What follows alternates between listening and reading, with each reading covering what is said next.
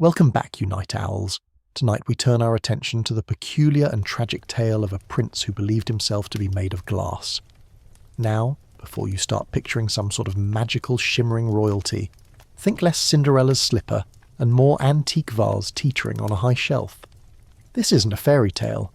It's a deeply human story about the fragility of the mind and the weight of expectation. It's a reality so strange, you probably won't survive this journey with your assumptions about sanity intact. So, before you get comfortable, take a moment to like the video and subscribe, but only if you genuinely enjoy what I do here. Let me know where you're listening from and what time it is for you in the comments below. Now, dim the lights, maybe turn on a fan for that soft background hum, and let's ease into tonight's journey together. From the very beginning, you were never just a child. You were an heir, a future king, a precious commodity wrapped in the finest silks and treated with a kind of reverence that felt less like love and more like a permanent low-level anxiety. Your nursery wasn't filled with the chaotic clutter of a normal childhood, but with soft, padded surfaces and attendants whose every movement seemed choreographed to prevent a fall. The air was perpetually hushed, a silence only broken by the soft whisper of your mother's silk gowns, or the muted clink of silver spoons against porcelain. Every toy was made of wood or cloth, a deliberate choice to remove any potential for a sharp edge or a splintered shard. The Queen, your mother, a woman of unyielding posture and a gaze that could wither a whole rose garden, never held you without a cushion placed just so on her lap, as if you were already a priceless, delicate ornament. As you grew, your world remained a gilded cage.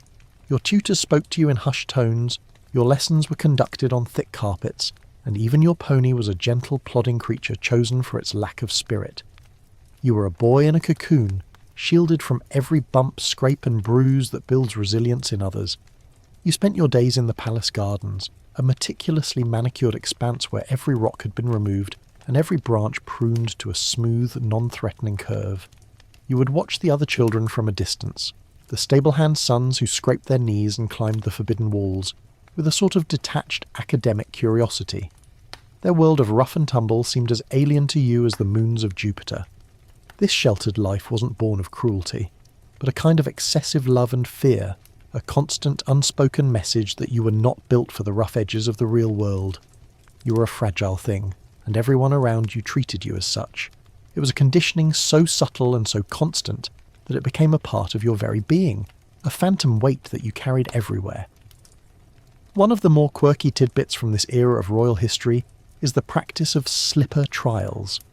Before you, the young prince, were allowed to walk on a new stretch of palace flooring, a servant had to first walk on it in silk slippers.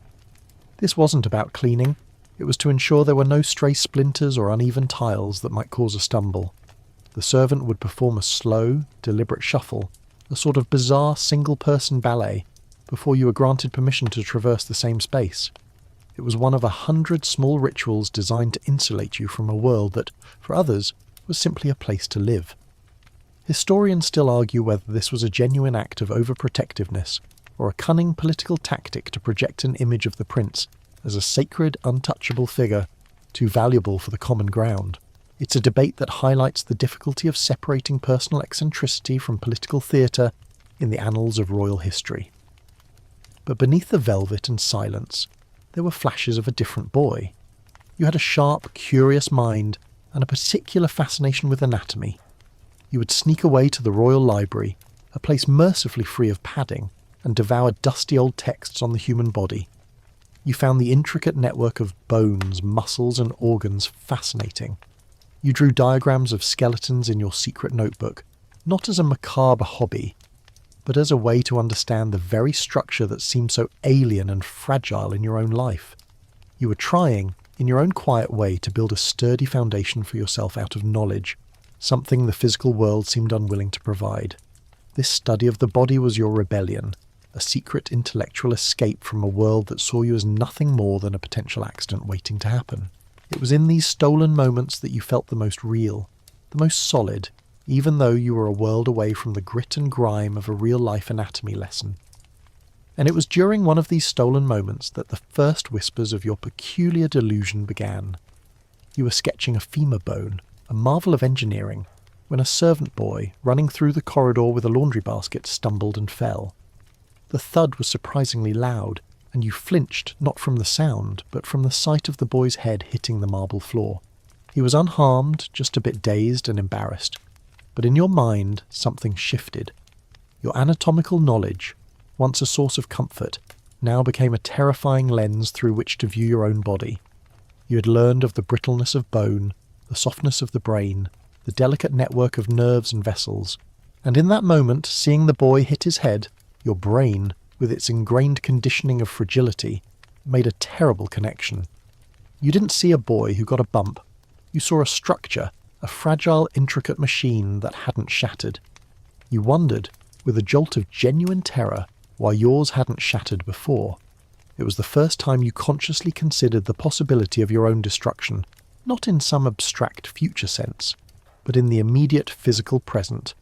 You ran a hand over your skull, feeling the hard bone beneath your skin, but your mind translated the sensation into the smooth, cold surface of a polished gemstone. You saw the light glinting off a chandelier and imagined that same light refracting through your own translucent fingers. The conditioning of a lifetime had finally found its perfect metaphor, a terrifying, beautiful, and utterly debilitating reality. This was a mainstream historical fact that many scholars now believe to be the genesis of the delusion. The prince, overprotected and underexposed, had his intellectual curiosity about the body twisted into a personal nightmare by a single, mundane event. And in that moment, in the hushed corridor of a palace built for a king, you began to believe that the king-to-be was not made of flesh and blood, but of something far more precious and far more fragile. You were made of glass. You probably won't believe me, but the most dangerous things in a palace aren't daggers or poison. They're the little porcelain figurines your auntie insisted on giving you for your birthday. Those delicate little things, with their painted smiles and fragile limbs, suddenly became a mirror. You couldn't look at them without seeing yourself, brittle, beautiful, and one clumsy motion away from a pile of meaningless shards. This wasn't a fleeting thought, a simple moment of overthinking. No, this was the beginning of a whole new reality, one constructed from the fear of shattering. The royal physicians, when you first expressed this fear, patted your head and called it an overactive imagination. They prescribed some chamomile tea and a change of scenery. You were, after all, a prince.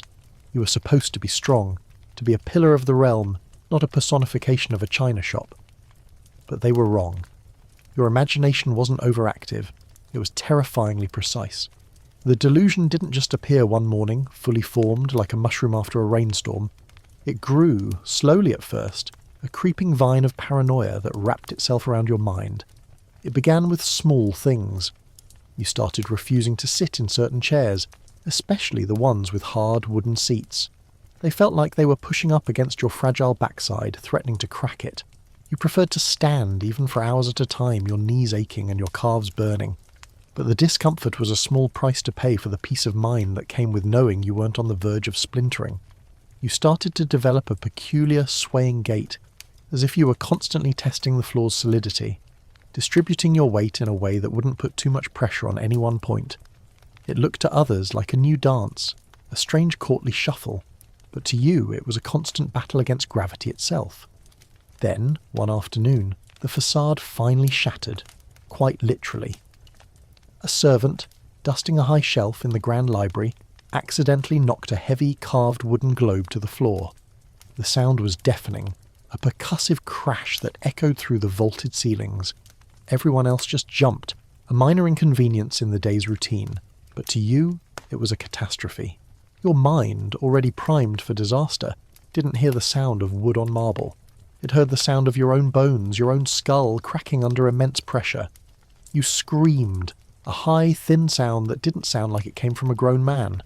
You clutched at your head, convinced that you were already broken, that the globe's fall had somehow caused a sympathetic fracture deep within your own being. You fell to the floor, not in a heap, but in a strange, controlled collapse, arms and legs tucked in as if to minimize the impact and prevent further damage. The servants looked on in confusion. The queen rushed to your side, and the physicians were summoned, but they didn't understand. How could they? They were made of bone and muscle. They were solid. You were not. This was the incident that solidified your belief. It was no longer a theory, a nagging fear. It was a fact, a scientific certainty in your mind. The royal court was in an uproar. A prince, a future king, who believed he was made of glass. It was a scandal and a deep embarrassment. The queen, a woman who prided herself on her family's unshakable lineage, was mortified. Your father, the king, a stern and pragmatic man, simply couldn't comprehend it. He saw it as a weakness, a lack of will. But for you, it was the truth. You had to be handled with care. You had to be protected. You had to stop sitting. In the midst of this chaos, an often overlooked detail from this period emerges, a peculiar historical fact that feels like something out of a medieval medical textbook, which, to be fair, is where it came from. The court physician, at a loss for a more modern cure, decided to try a sympathetic magic approach. He ordered the creation of a special bed for you, one with a complex system of silk ropes and pulleys. The theory was that by suspending you slightly above the mattress, you would be free from the risk of your own weight causing a fracture. The bed was a bizarre contraption, a sort of human marionette stage, and you spent your nights floating precariously, a strange royal puppet. It was uncomfortable and deeply impractical, but it was one of the many desperate and ultimately fruitless attempts to treat a psychological problem with a physical solution. It's a testament to the lack of understanding of mental health at the time, and a slightly comical footnote in a very serious story. Historians still argue whether this was a genuine attempt at a cure, or a cynical way for the physician to buy time and appear to be doing something while he had no idea what to do. You found yourself isolated, not by choice, but by necessity. The world was full of danger. A slight tremor in the floor could be the end of you. A loud noise might shatter your eardrums, your head, your very essence. You were no longer the heir, the prince. You were an object, a priceless, fragile art piece that had to be kept in a climate-controlled room, safe from the careless hands of the world. You started to avoid people, not out of malice, but out of fear of what they might do to you. A friendly pat on the back, a handshake that was just a little too firm. You saw every human interaction as a potential for disaster, a careless brush against a delicate figurine. You began to speak in a softer voice, your own words feeling like they might rattle your fragile frame.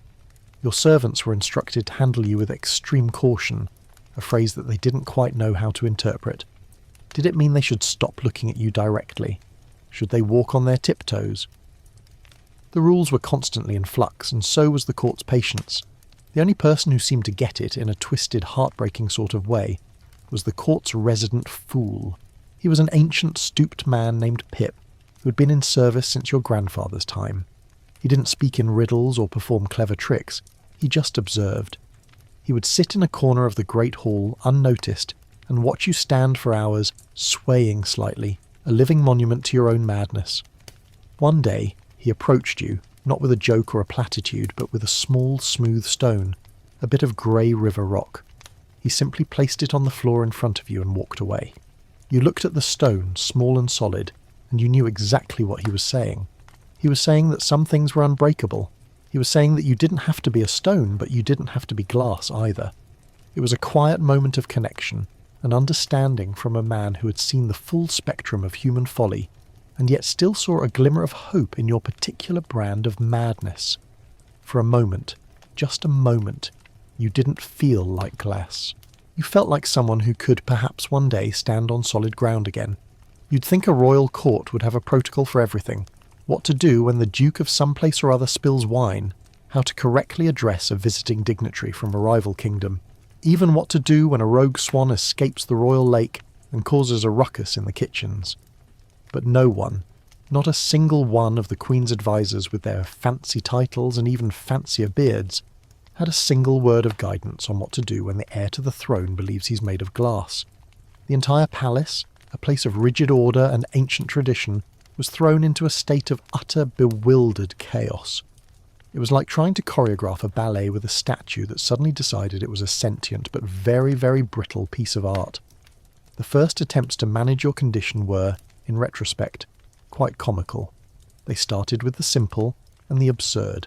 You recall a particular morning when the Lord Chamberlain, a man whose face was perpetually set in a grimace of disapproval, ordered all the palace floors to be covered in thick woven rugs. The rugs, imported from Persia at a truly astronomical cost, were beautiful but entirely impractical. They were so thick that people started tripping over them, and the maids complained endlessly about the difficulty of sweeping away dust. It was an aesthetic and logistical nightmare, all because you had a fear of a sudden fracture from a stray splinter. You walked on those rugs with the constant, unsettling feeling that at any moment a thread might snap and you'd fall, shattering your entire right leg. The solution in your mind was worse than the problem. Then there was the problem of your meals. Since you refused to sit, a special set of furniture had to be commissioned. A carpenter was tasked with building a standing table, a waist-high contraption with a delicate little footrest for you to lean on. It was a single, lonely table in the middle of the great dining hall, a bizarre and very public testament to your peculiar affliction. The court would dine at their massive ornate tables while you, the future king, stood in the centre, a solitary figure leaning on your special table picking at your food. The murmurs from the courtiers were less than subtle. Some whispered that you were doing it for attention. Others, less charitable, suggested that you were simply mad and that a mad king would bring ruin upon the kingdom. You heard their whispers and just stood there, a porcelain doll under 1,000 judging eyes, trying to make sure you didn't put too much pressure on your elbow and crack your funny bone. The most bizarre and perhaps the most memorable attempt to cure you came from the chief physician. He was a man of great learning, with a reputation that spanned 3 kingdoms, but his ideas were, let's just say, a little outdated. His theory was that your delusion was a result of an imbalance of the humours, a popular, if entirely incorrect, medical theory of the time. According to him, you had an excess of melancholic black bile, which was making your body feel cold and brittle, like glass. His solution? A heated bath therapy. You were to sit, submerged up to your chin, in a bath of water so hot it was practically boiling. The idea was to sweat out the excess bile and restore the proper balance. You, of course, absolutely refused. The thought of your glass body melting and turning into a puddle of goo was a new and horrifying fear. It was a mainstream historical fact that this humoral theory was the predominant medical belief for centuries, and it led to some truly wild treatments. But to you, this one was a bridge too far. The physician insisted, and the queen, desperate for a cure, gave the order. They tried to force you into the bath, a small army of servants trying to get you to sit down in the scalding water. It was a humiliating and terrifying struggle, a farcical scene that underscored the depth of the court's bewilderment and your own desperate reality. This incident, however, led to an intriguing and often overlooked quirky tidbit. During the struggle, a young maid, a girl named Alara, who was usually confined to the laundries, stumbled into the room with a stack of fresh towels. She froze, wide-eyed, watching the chaotic scene unfold. You looked at her, and she looked back, and in that brief moment, there was no pity in her eyes, only a quiet understanding. Later that night, a single, small package was left outside your bedchambers. Inside, wrapped in a linen cloth, was a smooth, heavy riverstone. It was a callback to the fool, Pip, and his earlier gesture, but this time it came from a different source entirely. It was a silent message, one that said, "Not everyone sees you as a problem to be solved." Historians still argue whether this was a coordinated effort by the servants to show their support for you, or just a remarkable coincidence from a young girl who simply had a good heart. It's a small mystery in a story full of grand public events, but it was a moment of connection that felt more real than any of the court's elaborate and misguided attempts to fix you. The constant tension, the fear of accidentally bumping into someone, the strain of standing for hours on end, it was all taking its toll. You had become a ghost in your own home, a silent, perpetually moving figure that flitted from room to room, never settling down. You had your meals alone, your lessons were conducted with your tutors standing, and your evenings were spent in a state of suspended animation, leaning against a padded wall, your mind a constant whirlwind of calculations about the angle of a shadow and the pressure of a breeze. You even began to avoid your own reflection, convinced that a sudden flash of light on the mirror might cause a sympathetic fracture. Your life, once a predictable and sheltered existence, had become a prison of your own making, a cage constructed of your deepest fears. The king, a man who saw the world in terms of political alliances and military strength, finally had enough. He declared that this nonsense had to stop. He dismissed the chief physician, deeming him a charlatan, and announced that he would find a new, more pragmatic solution. The Queen, exhausted and heartbroken, simply bowed her head and accepted his decree. She loved you, but she also knew that a kingdom could not be ruled by a prince who was afraid to sit on a throne. The court held its breath, wondering what new, bizarre treatment the king would concoct. Would it be a series of grueling physical exercises to prove your strength? Would he simply declare you cured by royal decree? The possibilities were endless, and to you each one felt like a new threat, a new way for the world to try and break your fragile glassy shell. You were just a man, you thought, trapped in a house of cards, and any sudden breeze, any single misstep could bring the whole thing tumbling down. The king's word, as you well know, was absolute. When he decreed that your nonsense had gone on for long enough, the entire court held its breath, wondering what new form of therapy would be inflicted upon you. And that's when he arrived. Dr. Jean-Baptiste de la Chapelle, a man whose reputation preceded him by at least a week's ride on the fastest horse. He was not like the other physicians.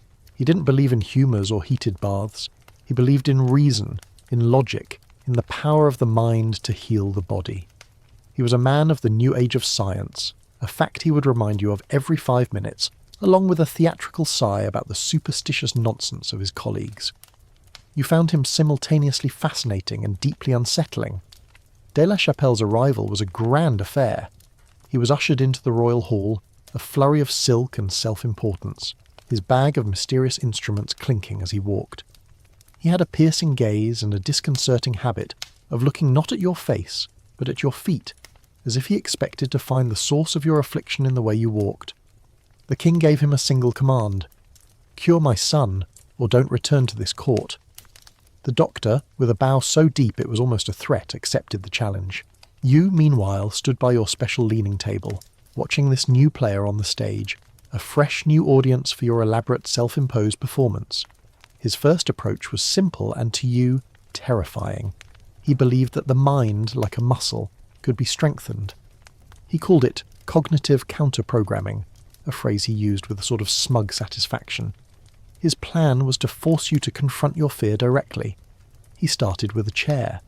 Not a soft, padded chair, but a plain, hard wooden one. He would place it in the centre of the room and simply tell you to sit. You would stand there, paralysed, a strange statue of indecision, and he would begin to lecture you. He spoke of the undeniable strength of the human skeleton, of the way bones could withstand incredible pressure, and of the scientific impossibility of your body shattering like glass. He would produce charts and diagrams of the human femur, pointing out its incredible density and strength. You, of course, had seen those diagrams before. You knew the theory, but the reality, the feeling of glass inside you, was more powerful than any fact he could present. You would simply shake your head and refuse. His methods grew more extreme. He started carrying a small, hard rock in his pocket. He would stand a few feet away from you and, without warning, drop it. The stone would hit the marble floor with a sharp, jarring thud. You would flinch, your body tensing, your mind screaming that this was it. This was the sound of your own head cracking. He would simply pick up the rock, a tiny, unassuming thing, and say, "See? Nothing happened. The world is full of hard things, and you are one of them." But you didn't see it that way. You saw a close call. You saw a reminder of your own fragility. You saw a man who was trying to break you, quite literally, with his little experiments. One of the more quirky tidbits from this particular historical period comes from the doctor's personal journal, which was discovered centuries later.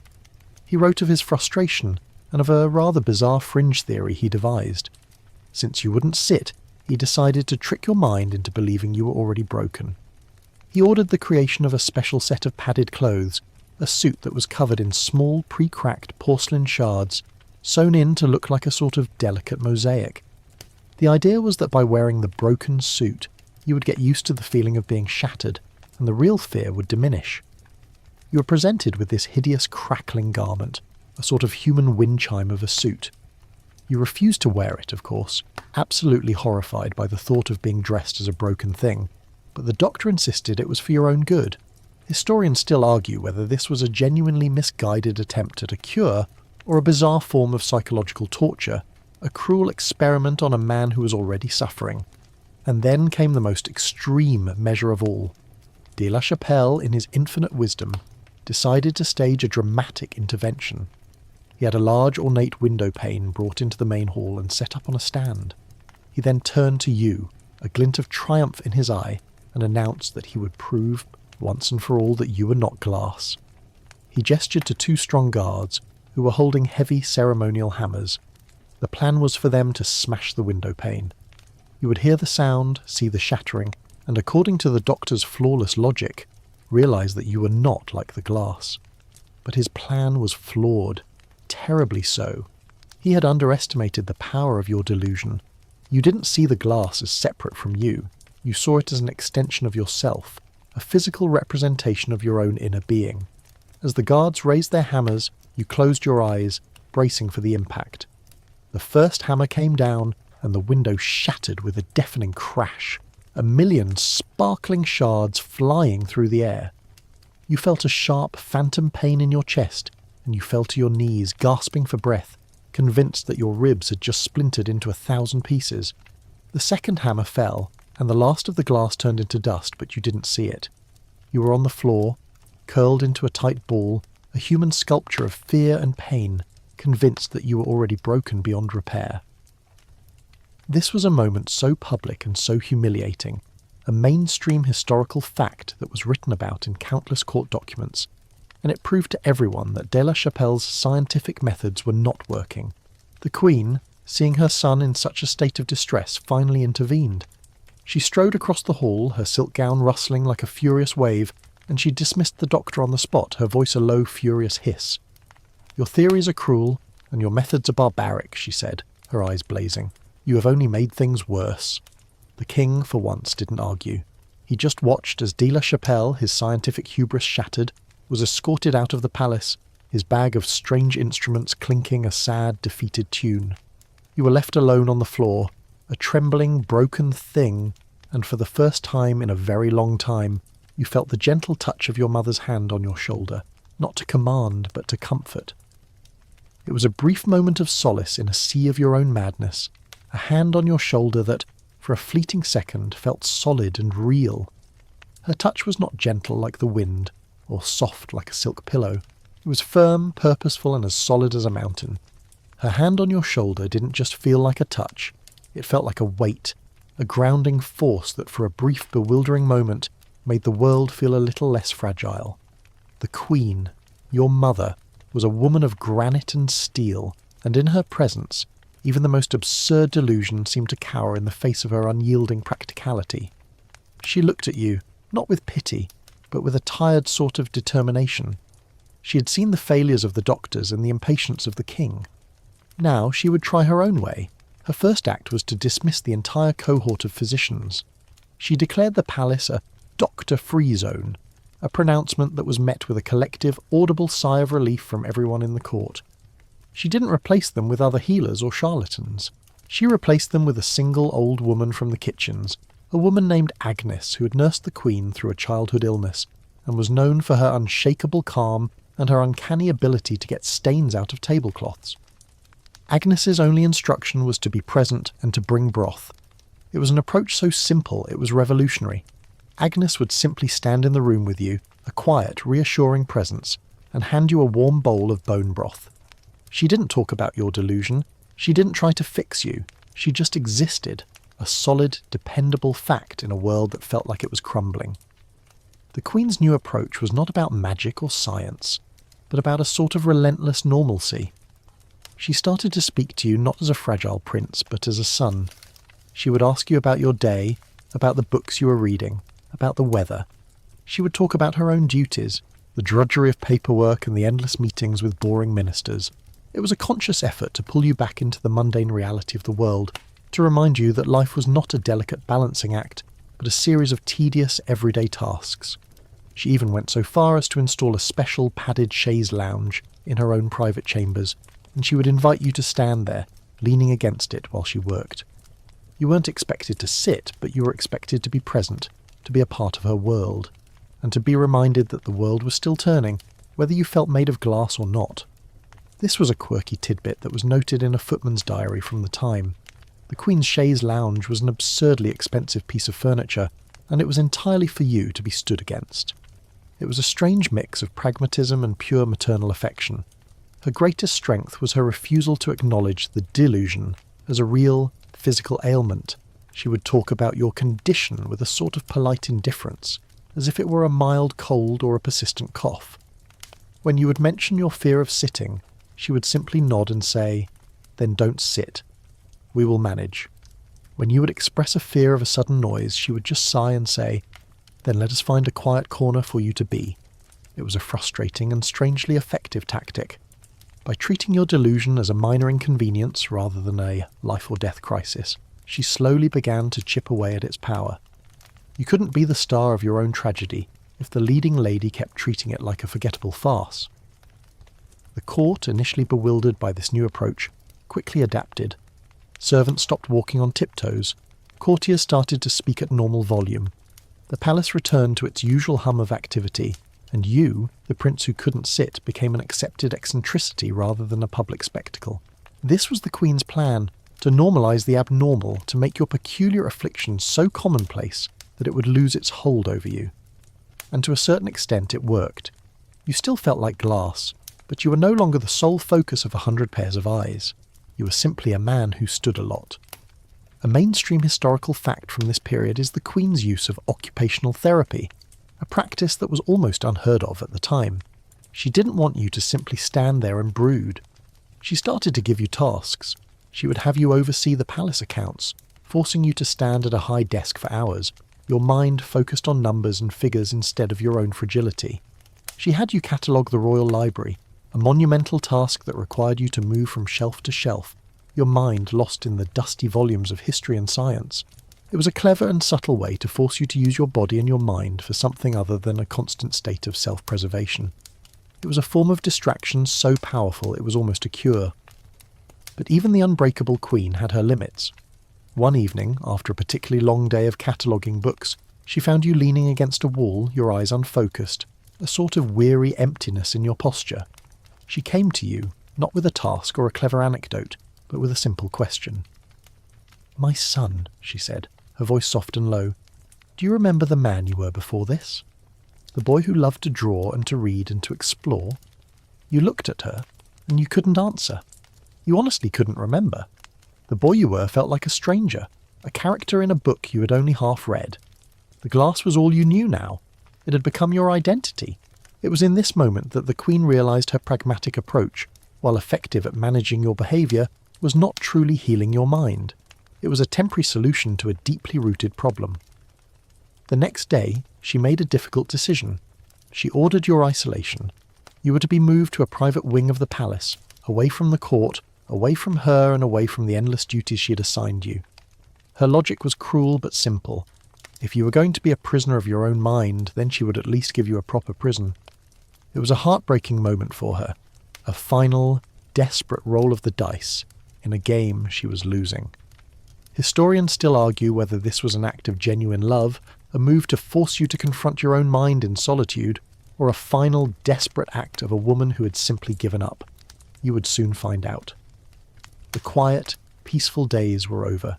A new chapter of your strange life was about to begin, and this one would be the most solitary of all. The silence was a physical thing. It wasn't the quiet of a library or a garden at dawn. It was the suffocating stillness of a tomb.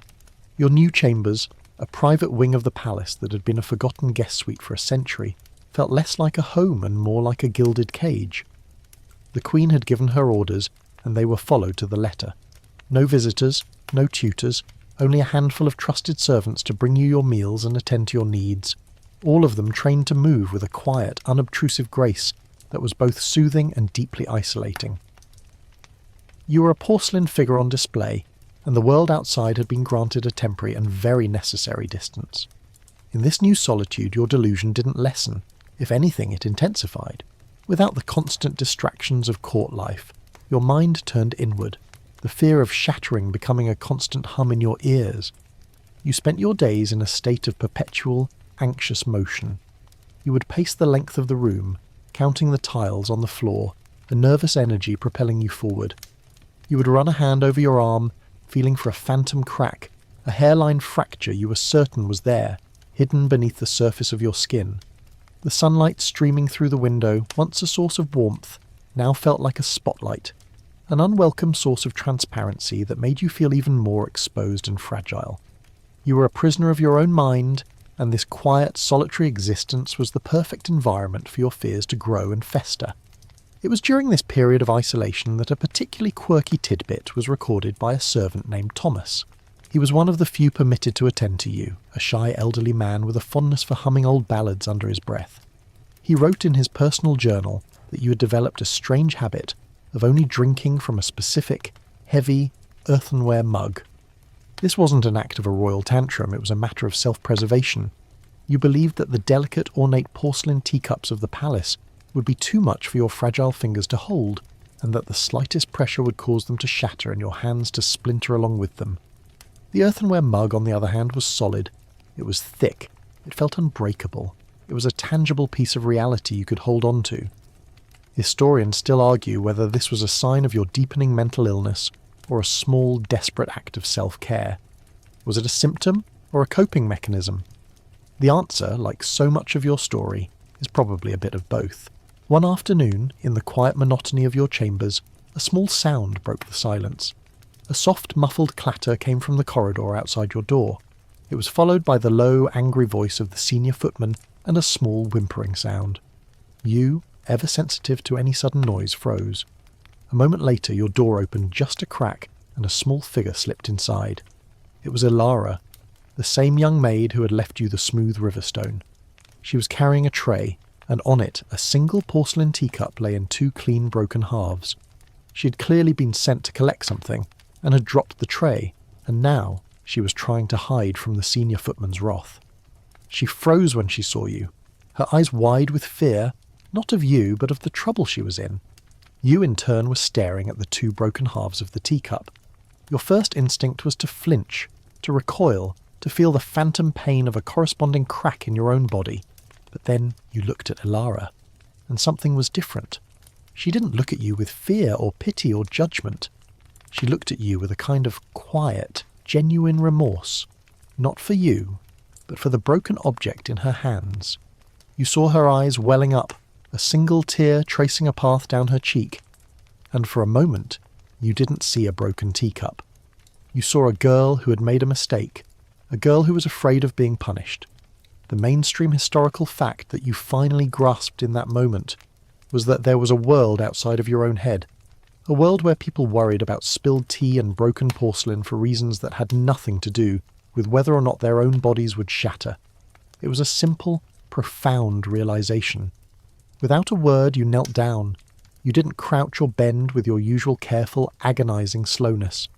You simply dropped to your knees, a movement that, to you, felt as reckless as a dive from a cliff. Ilara gasped. You looked at the teacup. You reached out a trembling hand and picked up one of the halves. It was smooth and cold, a strange, beautiful remnant of what it once was. You looked at the clean line of the break, and you realized something. It hadn't shattered into a million pieces. It had broken into two clean, manageable halves. It had an end. It had a limit. It was broken, but it was still whole in its own way. You took a deep breath, a shaky, uneven gasp of air, and for the first time in a very long time you felt the cool, hard floor beneath your knees and you didn't feel yourself shatter. Ilara, with a silent understanding, took the broken halves from your hand. She placed them back on her tray, and she looked at you with a new expression. Not fear, but a quiet sort of wonder. She gave a small, almost imperceptible bow, and then she slipped out of the room, leaving you alone again. But you were not truly alone.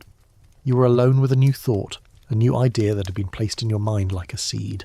You had touched a broken thing, and you had not yourself broken. It was a small, almost insignificant event in the grand scheme of things, but in your private, glass-filled world, it was the first crack in the delusion, the first shard of light that had found its way through. You stood up, your knees a little stiff, and you walked to the window. You looked out at the palace grounds, at the people moving below, and you felt a strange, new sensation. It wasn't a cure, not by a long shot. The fear was still there, a low, thrumming anxiety in your veins. But for the first time, you felt a new possibility. Maybe you weren't a perfectly formed, fragile thing waiting to shatter. Maybe you were already broken, and you just didn't realize it. And if you were already broken, maybe that meant you couldn't be broken any further. It was a terrifying thought, but it was also, in a strange, twisted way, a source of incredible relief.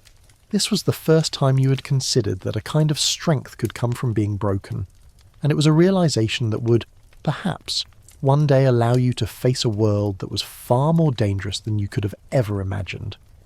The world was about to get a lot more complicated, and you, with your new, fragile hope, would soon be forced to confront it. The peace of your isolated chambers was not meant to last. It was shattered, not by a crash or a fall, but by a simple, crisp piece of parchment bearing the king's seal. A royal courier, a man with a face as grim as a gravestone, delivered the decree to you one morning, and you knew, with a sinking certainty, that your brief period of solitude was over. The decree was brief and to the point. You were to represent the kingdom on a diplomatic tour to the neighbouring realm of Ethelred. The purpose was to finalise a crucial trade agreement that would bring immense wealth to the kingdom. It was a matter of state, a mission so vital it could not be entrusted to anyone else. It was also, as you immediately understood, a cruel and unusual punishment designed to force you out of your self-imposed prison and back into the harsh glare of the public eye. The logistical nightmare of a travelling prince who cannot sit down was immediately apparent. A royal procession, as you well knew, was a carefully choreographed affair, a show of power and prestige. It involved long hours in carriages, formal dinners that could stretch for hours, and endless meetings where a prince was expected to sit, listen, and look dignified. All of these things were, for you, impossible. The royal advisers convened in a frenzy of panic. They debated what to do, their voices a muffled drone of worry and indecision. Should they build a special carriage for you, one that was padded from top to bottom and contained a series of standing bars for you to hold on to? Should they simply pretend you were a very eccentric prince who preferred to stand? The arguments went on for days, a furious storm of bureaucracy and frustration that you, in your quiet chambers, could feel the tremors of. One of the more quirky tidbits from the royal archives reveals a truly bizarre solution that was proposed by a minor advisor. He suggested that you travel not in a carriage, but on a specially designed sedan chair, one that would be carried by a team of 8 men. The chair itself would be open at the bottom, and you would be suspended inside it, your feet just a few inches above the ground, allowing you to walk while being carried. The plan was, of course, insane. It was a public admission of your affliction, a travelling absurd spectacle that would invite ridicule and scorn. The king, in a rare moment of mercy, rejected the idea, calling it a spectacle of lunacy that would make the realm a laughingstock. It was a mainstream historical fact that this diplomatic tour was a crucial moment for the kingdom's economic future, and the king's patience was wearing thin. He needed a solution, and he needed it now. The final plan, a compromise between the absurd and the impossible, was to commission a new carriage for you. It was a marvel of engineering, a strange and wonderful vehicle that was unlike any other. It was built with a series of sturdy leather straps hanging from the ceiling, which you could use to support yourself. The floor was covered in a thick wool carpet, and the walls were lined with padded cushions. It was, in effect, a travelling padded cell, a public acknowledgement of your private affliction. You were to travel, standing up for the entirety of the long journey. You would be a curiosity, a conversation starter, but at least you wouldn't be a man walking through a crowd of people while being carried in a box. The journey itself was a strange, silent ordeal. The carriage swayed and rattled, and you, with your knees locked and your hands gripping the leather straps, felt every bump in the road. You were a human pendulum, a fragile ornament swinging in a beautifully crafted box. The constant tension in your legs was a physical ache, a constant reminder of your delusion. But a strange thing happened on the 3rd day of the journey. You were leaning against a padded wall, staring out the window at the endless parade of green fields and blue sky, when you saw something you hadn't seen in a very long time. It was the young maid, Elara. She was riding a donkey, and she was trailing the royal procession, her small, determined figure bobbing along in the distance. You had no idea why she was there, but the sight of her, a familiar and solid presence in this strange, swaying world, was a small, quiet comfort. You found yourself waving a little, and she, catching your eye from a great distance, waved back. You arrived in Ethelred's kingdom to a reception of polite confusion. The foreign court had been informed of your delicate condition, a phrase that they clearly didn't know how to interpret. They stared at you as you stepped out of the carriage, your legs a little wobbly, and they watched, with a kind of baffled fascination, as you remained standing throughout the long, formal reception. The King of Ethelred, a bluff, hearty man with a booming laugh, clapped a hand on your back in a moment of boisterous welcome. You flinched, your entire body tensing, and you could feel 1,000 unseen cracks splintering from his touch. You were a fragile, silent statue in a room of noise and laughter, and you were beginning to feel the immense weight of your delusion, not just as a personal problem, but as a public spectacle, an international embarrassment. This was the core of your scholarly debate. Historians still argue whether the king sent you on this diplomatic mission as a genuine attempt at a cure, a sort of tough love to force you to confront your fear in a public setting, or if it was a final, desperate act of a man who had simply given up and decided to make your lunacy the problem of another kingdom.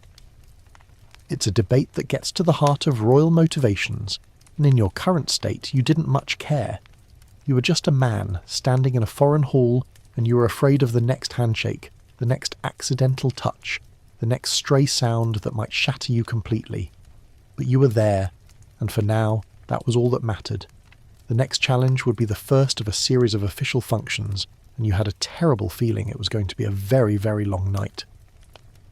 The ballroom of Ethelred's palace was a glittering, suffocating trap.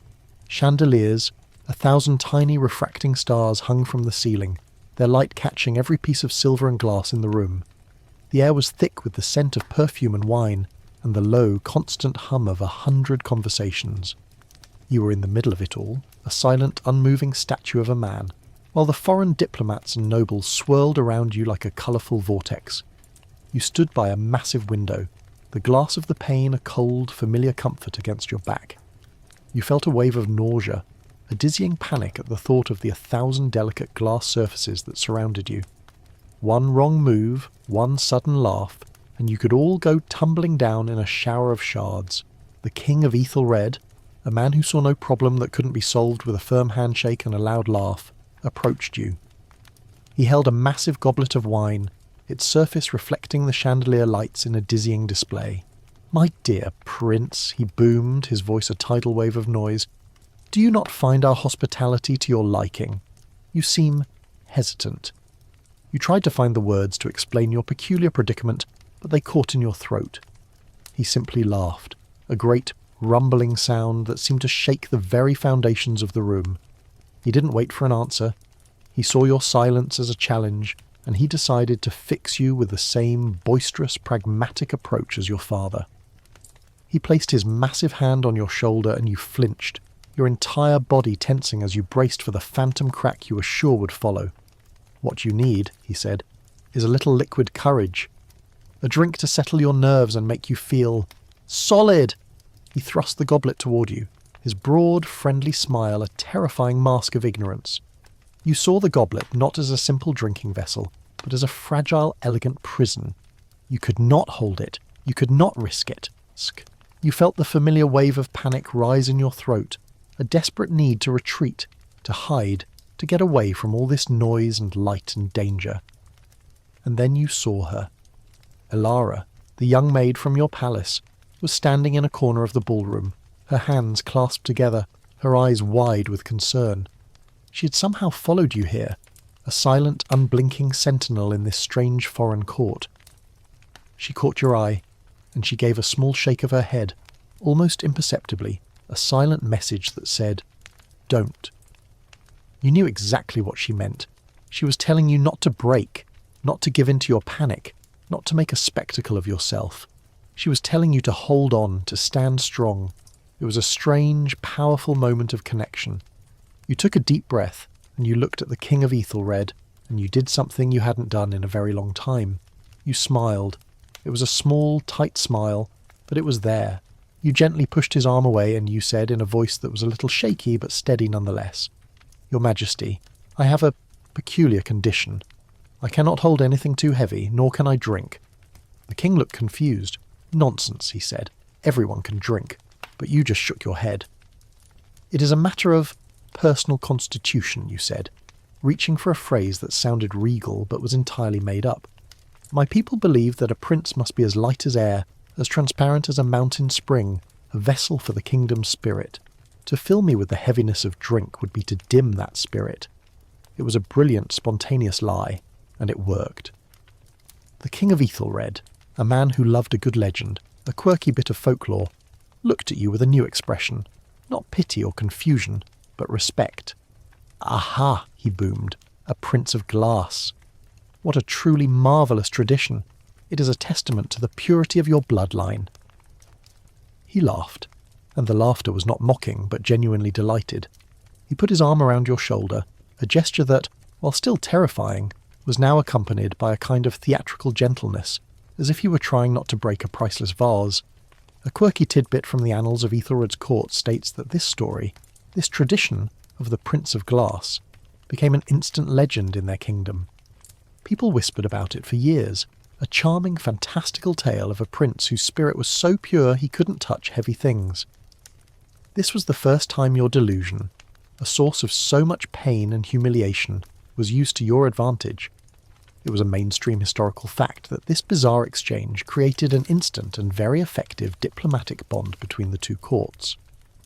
The King of Ethelred, fascinated by your tradition, became your greatest champion, and the trade agreements that followed were unprecedented in their generosity. For the first time you felt a strange sort of power in your peculiar affliction. Your weakness had become a strength, and your madness had become a tool. But the moment of triumph was short-lived. Later that evening, during a private dinner, you were standing by a wall watching the other dignitaries eat, when you overheard two men whispering in a corner of the room. You couldn't make out all the words, but you heard enough to make your blood run cold. They were talking about you, not about your condition, but about your fragility.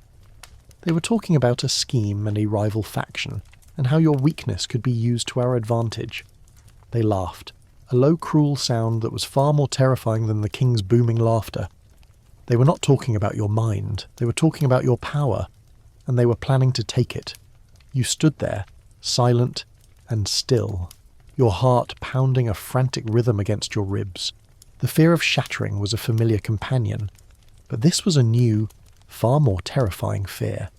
This was the fear of being used, of being manipulated, of being a pawn in a game you didn't even know you were playing. You had always thought of your delusion as a personal, internal battle. You had never considered that others might see it as a political opportunity. You looked around the room, at the smiling faces, at the polite chatter, and you felt a sudden, sickening jolt of realization. This entire diplomatic tour, this entire visit, might not have been a cure at all. It might have been a test, a public display of your vulnerability, a way for your enemies to gauge just how easy it would be to break you, not physically, but politically. Historians still argue whether the royal family's decision to send you on this tour was a genuine attempt at a cure or a cynical political maneuver. Was it a desperate attempt to heal you, or a calculated risk to expose your weakness and see who would try to exploit it? You, in that moment, had no doubt. You were a piece of glass, and you had just overheard someone talking about how to turn you into a weapon. You were no longer just a man with a strange affliction. You were a target. You had to get out of there. You had to warn someone. But who could you trust? And how could you, a man who couldn't even sit down, possibly hope to outsmart a conspiracy? The night was just beginning, and you had a very long way to go before you could even think of sleeping again. The quiet, solitary life was over. The game had begun, and you were at its centre, standing very, very still. The whispering voices in the ballroom were not phantom echoes of your own paranoia. They were real, and they were talking about you as if you were a problem to be solved, a vulnerability to be exploited. Your delusion, a private, tormenting affliction, had just been declared a matter of state, a political weakness to be used against your kingdom. The fear of shattering suddenly felt small, almost insignificant, in the face of this new, far more terrifying threat. You were not just a man who thought he was made of glass. You were a political pawn, a fragile piece on a chessboard, and your enemies were already moving to capture you. You recognized one of the voices. It belonged to the Lord Chancellor's nephew, a slippery, ambitious man named Alistair. He was part of a rival court faction, a group that believed your father, the king, was too traditional, too cautious, and that a younger, more ruthless hand was needed to guide the kingdom. You had always disliked Alistair. He had a way of looking at you that was less about seeing you, and more about assessing your value. You had just overheard him talking to a foreign diplomat, a cold-eyed man with a permanent sneer, and you knew with a sick certainty that they were planning something. Your mind, a constant whirlwind of anxiety, suddenly went into a cold, clinical overdrive.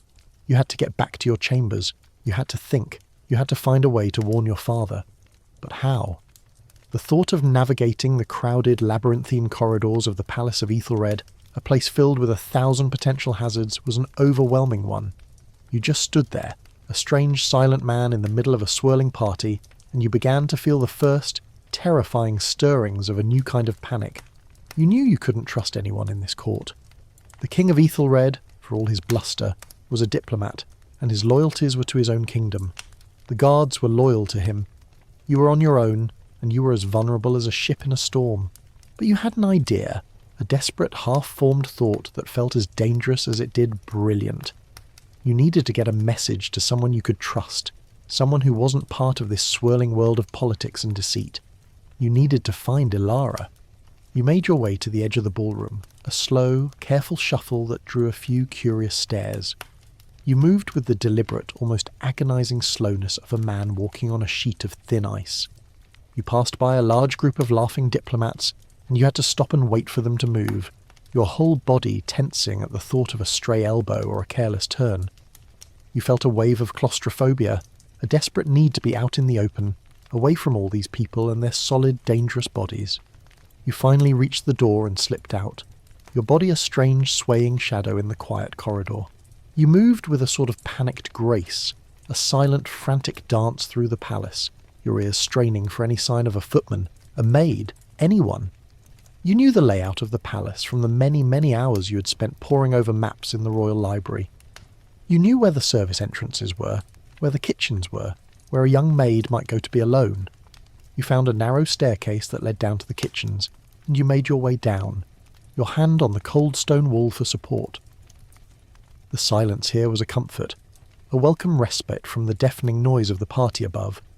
You found her in a quiet corner of the kitchens, polishing silverware. She was humming a soft, low tune, a familiar melody from home, and you felt a wave of relief so powerful it almost brought you to your knees.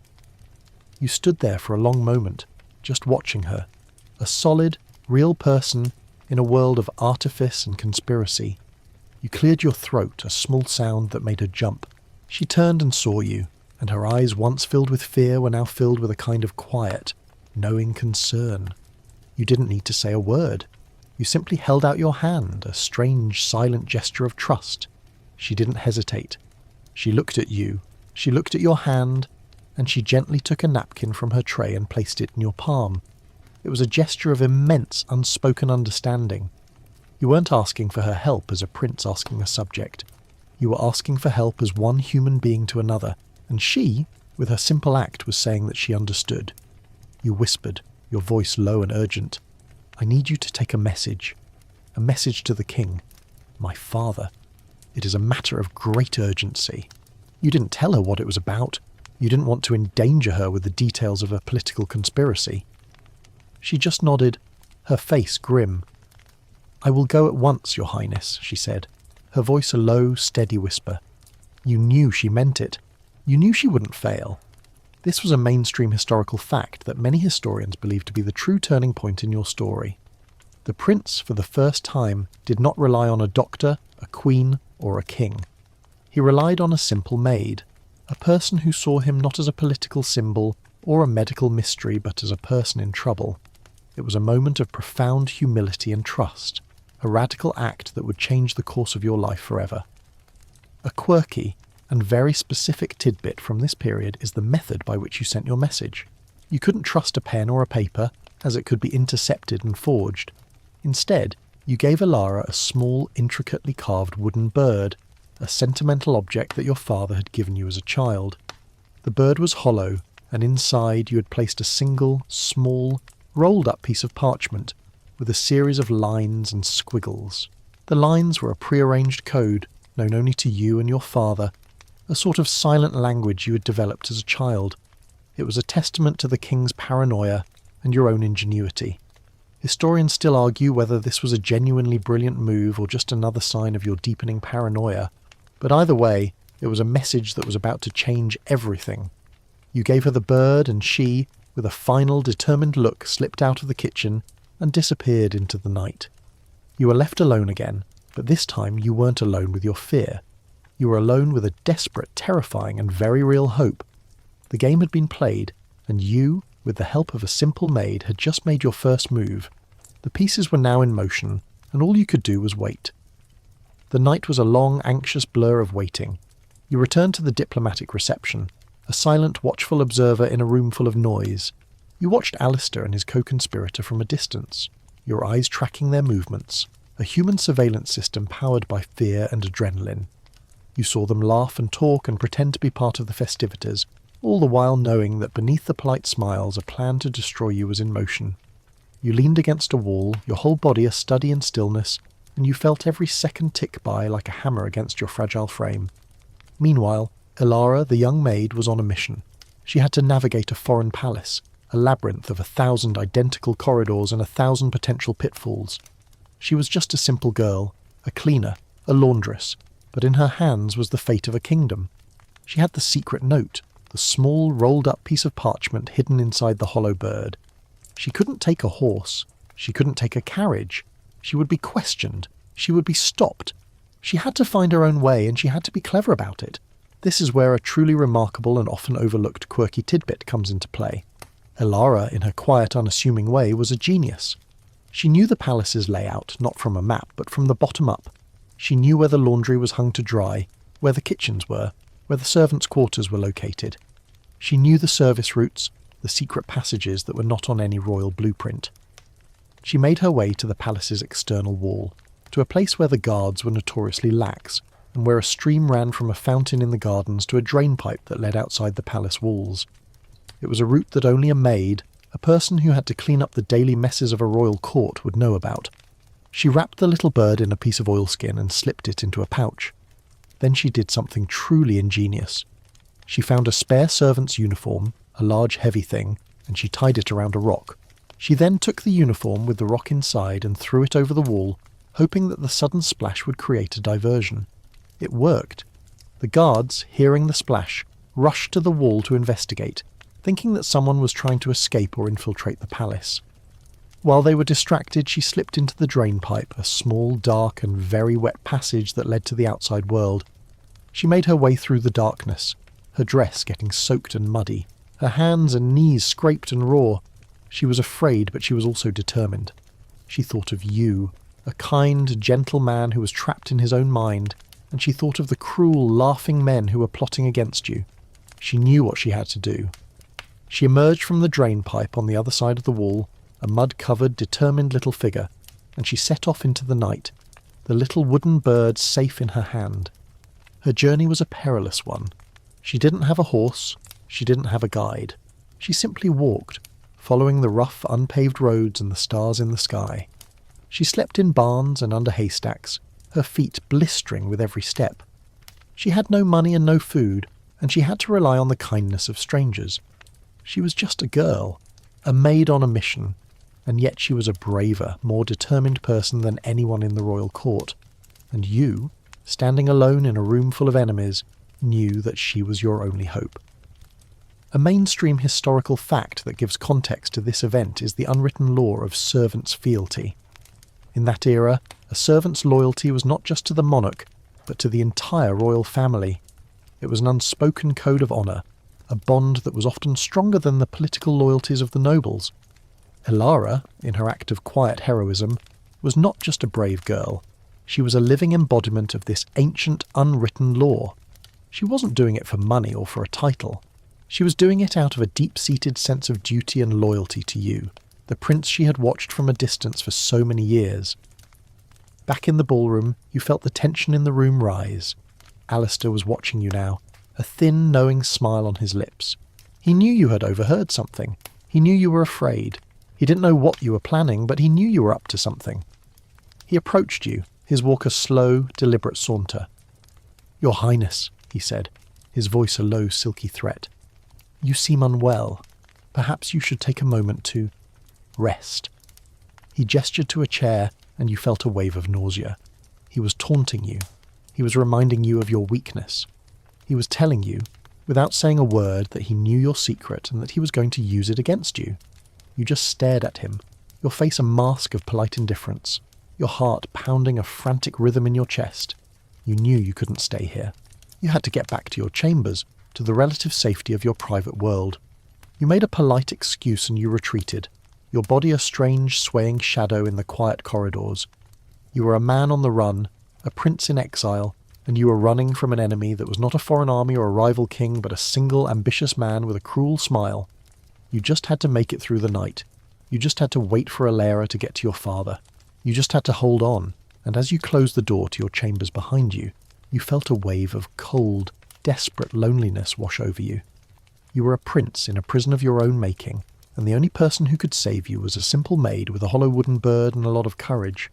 Historians still argue whether Alistair's confrontation was a desperate attempt to force a confession out of you, or a simple act of a man who was drunk with power and couldn't resist a little public taunting. But to you it didn't matter. It was a threat. It was a sign that the game was on and that you were already losing. But you weren't alone in this. Alara was out there somewhere, a single flickering candle in a sea of darkness, and you just had to hope that her light would be enough to guide you through the storm. You stood by the window staring out into the dark night, and you thought of the little wooden bird, and you held on to the hope that it was already on its way home. The night was a quiet, agonizing eternity. You stood by the window of your chambers, watching the stars wheel across the sky, a silent sentinel in a world that felt like it was spinning out of control. Your mind was a kaleidoscope of 100 different possibilities. Had Alara made it? Had she been caught?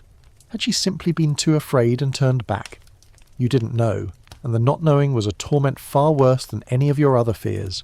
You were a man waiting for a single small wooden bird to land on a windowsill, and the fate of your entire kingdom seemed to hang in the balance. The next morning, the confrontation you had been dreading finally came.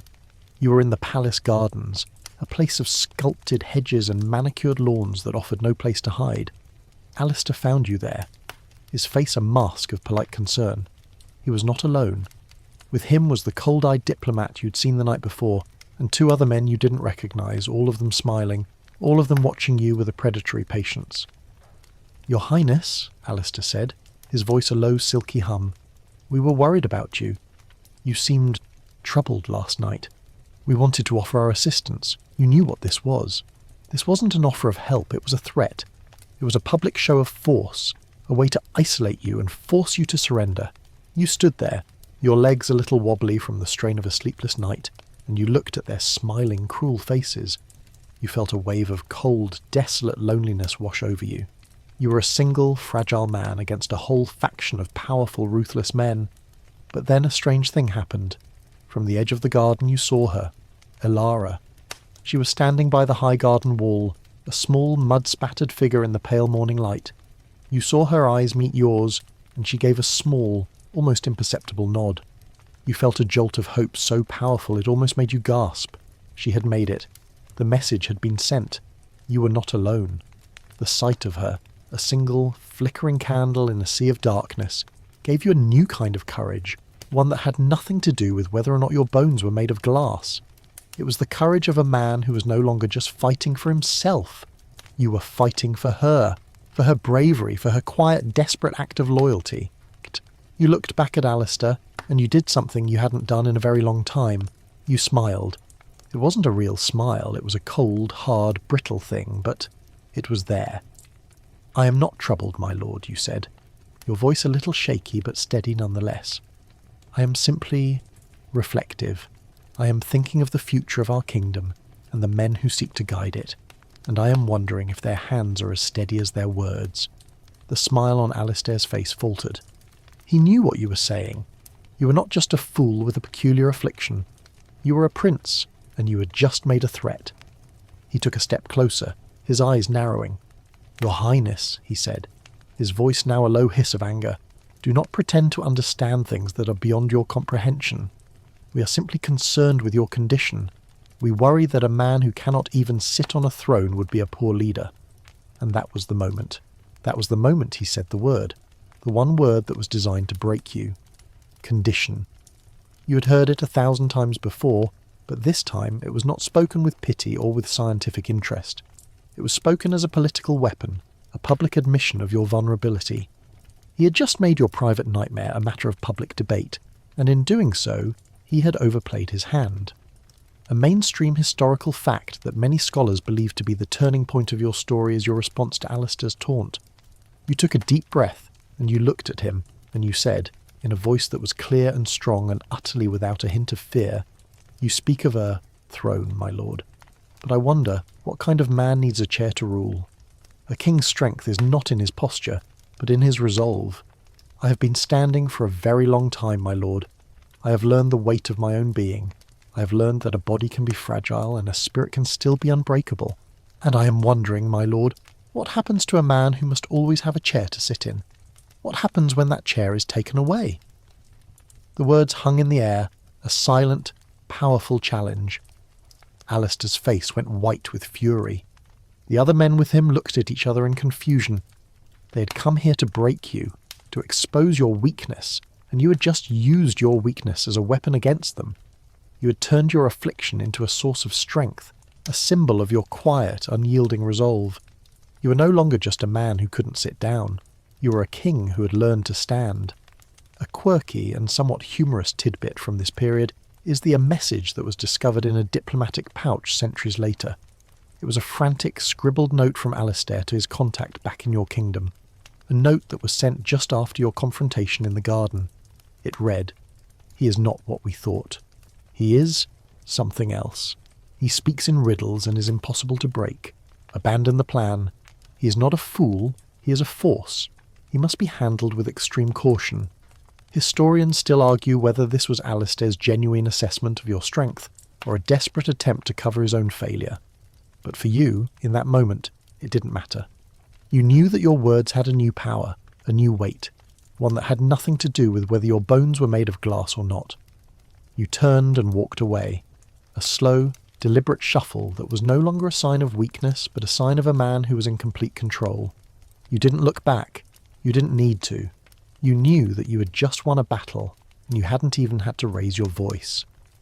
You walked toward Ilara, the small, determined maid who was still standing by the wall, and you gave her a small, grateful nod. She had risked everything for you, and in doing so, she had shown you a strength you never knew you had.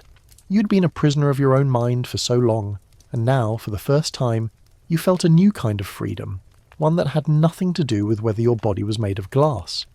You had found a new kind of strength, one that was far more powerful and far more unbreakable than any king's crown. The words you had spoken in the garden, those few, defiant sentences, had not been a brilliant plan.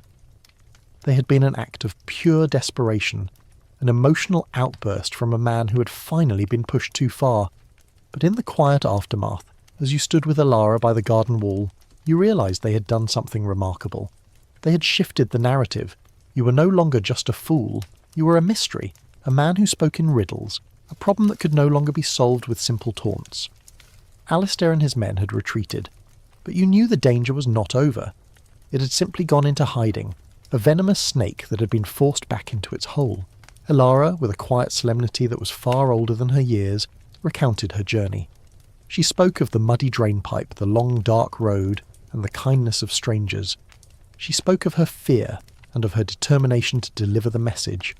You just listened, your heart filled with a kind of profound, humbling gratitude. This young girl, a servant, had risked everything for you. Her act of courage, a quiet, unglamorous heroism, was the most powerful thing you had ever witnessed. It was more powerful than any king's army, more enduring than any doctor's cure. You returned to your chambers and you sat down. You didn't do it with a plan or a conscious effort. You just did it. You were standing by your bed, your legs aching with exhaustion, and you felt a wave of dizziness wash over you. The room swayed, the walls seemed to tilt, and you just crumpled onto the bed, a heap of tired limbs and a heart filled with 1,000 emotions. You didn't shatter, you didn't feel a crack. You didn't even feel the phantom pain you were so accustomed to. You just felt tired, and then you felt the cool, soft linen of the sheets against your skin. You felt the give of the mattress beneath your weight. You were solid. You were real. You ran a hand over your arm, and you felt the warmth of your own skin, the muscle and bone beneath it. You looked at your hands, not as translucent, fragile things, but as instruments of purpose, hands that had held a note, hands that had touched a broken teacup, hands that had just sat on a bed. The delusion, that cruel, beautiful prison of your own mind, simply lifted. It didn't shatter, it didn't crumble, it just faded away, like a fog lifting on a summer morning. You were still you. You were still a prince, but you were not glass. You were flesh and blood and bone. This was the prince's moment of clarity, a moment so profound it was almost indescribable. A mainstream historical fact from this period, recorded in the king's personal diary, is a single, astonishing entry. It simply reads, "The prince sat." I don't know how or why. He just sat. My God, he sat. It was a simple observation, but it was a testament to the magnitude of the event. The most powerful man in the kingdom, a man who had spent years trying to solve your problem, was simply rendered speechless by a single, unremarkable act. But how did it happen? Why did it happen? This is the core of the scholarly debate that continues to this day. Some historians argue that it was a psychosomatic break, a sudden shift in your mind that was brought on by the immense stress of the conspiracy and the immense relief of knowing you had a trusted ally. Others believe it was the slow, quiet work of your mother, the queen, whose relentless normalcy had finally worn down your resistance. Still others believe it was a single, simple act, the touch of a teacup, the bravery of a maid, the moment you used your weakness as a weapon, that finally convinced your mind that it was safe to let go. The truth is, it was probably all of these things. It was a perfect storm of human experience, a confluence of events that led to a single, quiet, miraculous moment. The quirky and entirely unsubstantiated tidbit from this moment comes from the memoirs of a palace chambermaid. She wrote that on the morning after the confrontation in the garden, she found Alistair's valet wandering the halls, looking as if he had just seen a ghost. The valet, according to the maid, whispered something to her about a talking chair, a phrase that she couldn't comprehend. The maid's theory was that your newfound confidence had manifested in a way that had truly terrified your enemies. In a world where you were once a figure of pity, you were now a source of quiet, unsettling power. The man who couldn't sit now had the power to make others feel as if their chairs were about to betray them. You lay on your bed and you slept. You slept a deep, profound, dreamless sleep, the sleep of a man who had finally been set free. You'd been a prince who thought he was made of glass, a man who was afraid to sit, a person whose entire life had been defined by a delusion. But now you were just a man, a tired man who had just sat down. And that was enough. It was more than enough. When you woke up, you felt a new kind of freedom, one that had nothing to do with whether your body was solid or not. It was the freedom to be, to simply exist, without the constant draining fear of a sudden break. You walked to the window and you saw the morning sun on the palace grounds, and you knew that your journey was not over. It had just begun.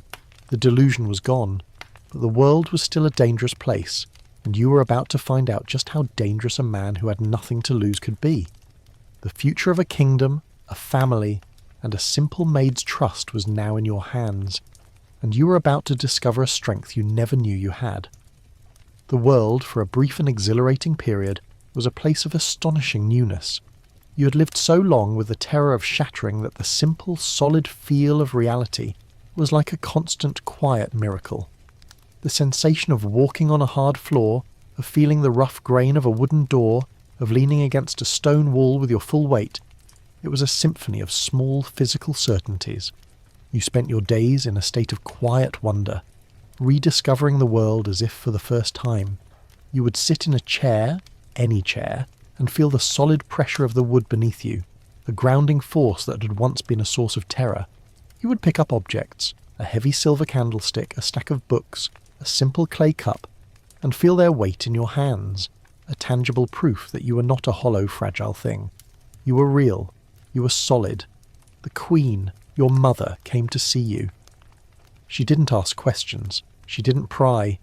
She just looked at you, a long, careful gaze, and a single tear, a slow, shimmering line of light, traced a path down her cheek. She sat down opposite you, her posture as unyielding as ever, and for the first time you felt a new kind of connection, a bond that was not forged from fear and duty, but from a quiet, shared understanding. She'd believed in you, even when you had not believed in yourself, and in your moment of clarity, you realized the immense, heartbreaking weight of her love. You just smiled at her, and she smiled back, and in that simple moment, a lifetime of unspoken fears and anxieties was washed away. The king, your father, came to you a few days later. He did not come with a question or a word of greeting. He came with a challenge.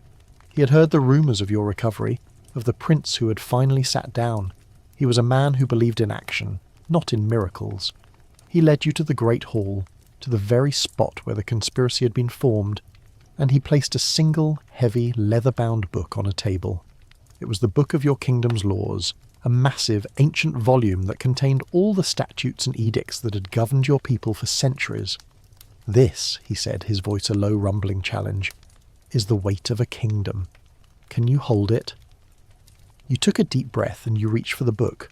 It was heavy, far heavier than you had expected, but you lifted it easily, the leather cool and smooth beneath your hands.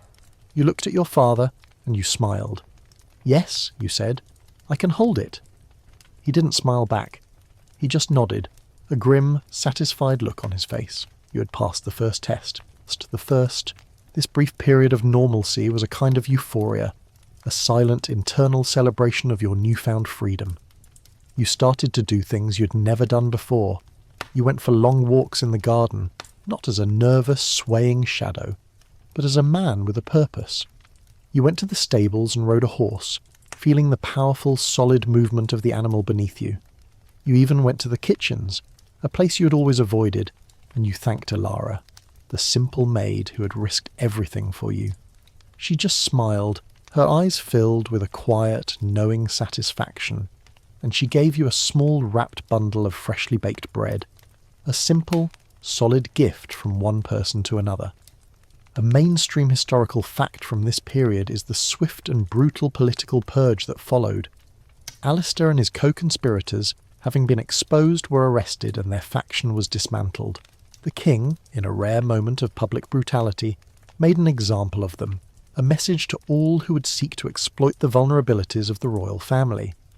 Your recovery, once a source of embarrassment, had become a political weapon, a public display of the kingdom's resilience and a warning to its enemies. The fact that your mental health was so public was a bizarre reality, but it was one that you were learning to navigate with a new kind of quiet strength. A quirky and somewhat humorous tidbit from the memoirs of the court fool, Pip, reveals a strange side effect of your newfound stability. He wrote that you had become obsessed with a particular type of rock. You would spend hours in the palace gardens, picking up rocks, feeling their weight and their solidity as if you were trying to absorb their strength. You would carry them in your pockets, a rattling collection of small, unassuming stones that were to you more valuable than any piece of jewellery. You were a man who had been a prisoner of his own mind, and now you were trying to build your own personal fortress, one rock at a time. It's a small, human detail in a grand story, a testament to the quiet, internal work that was still going on inside you. But as with all moments of great happiness, this one was not meant to last. It was too easy. It was too fast. The delusion had lifted, but its shadow still lingered, a quiet, insidious doubt in the back of your mind. The truth was, you hadn't been truly tested yet. You hadn't been in a situation where the fear was not an abstract concept, but a real, physical threat. You had recovered, but had you been cured? You were about to find out, and the lesson would be a hard one. The moment of clarity had been a beautiful gift, but it was a fleeting one, a temporary respite before the next and most difficult challenge of your strange and wonderful life. The world was about to remind you that even a man who has learned to stand must still be careful where he sits. The next event would be a test of your resolve, and it would come from a place you least expected. Historians still argue whether your brief period of recovery was a true permanent cure or simply a temporary remission, a fragile peace before the final battle for your mind. They debate whether the human mind, once so deeply wounded, can ever truly be whole again. But for you, in that moment, it didn't matter. You were alive. You were solid. You You were free, and that was enough. You were about to discover that freedom, like so many things, could be a fragile and very easily broken thing. The peace was about to be shattered, and the lessons you had learned were about to be put to the ultimate test. The peace of your newfound reality was as fragile as a soap bubble. It was a beautiful, shimmering thing, but it was not meant to last. The fall came not from a boisterous king or a cruel physician, but from a mundane, innocuous object, a simple, unassuming chair. It was a beautiful thing, an antique from a forgotten kingdom, made of dark, heavy oak and carved with 1,000 intricate, swirling patterns. You saw it in the private library of your chambers, and you felt no fear, only a sort of quiet, confident curiosity. You had been sitting for weeks, a new and intoxicating freedom, and you were no longer afraid of a chair. You reached for it, your hands solid and sure, and you pulled it out from the corner. It was heavier than you had expected, a sturdy, reassuring weight. You turned it around, admiring the carvings on its back, the way the light caught the dark, polished wood. You smiled, a genuine, joyful smile, and you prepared to sit down. You felt no fear, no hesitation. You were a man who was no longer a prisoner of his own mind. You sat. The sound was not a crash. It was not a crack. It was a soft, sickening splintering, a groan of old wood giving way under a pressure it was no longer designed to bear. The chair, 100-year-old relic that had been a silent witness to 1,000 quiet afternoons, simply gave way. The back leg, weakened by a hairline fracture that no one had ever seen, snapped with a sound like a dry twig breaking.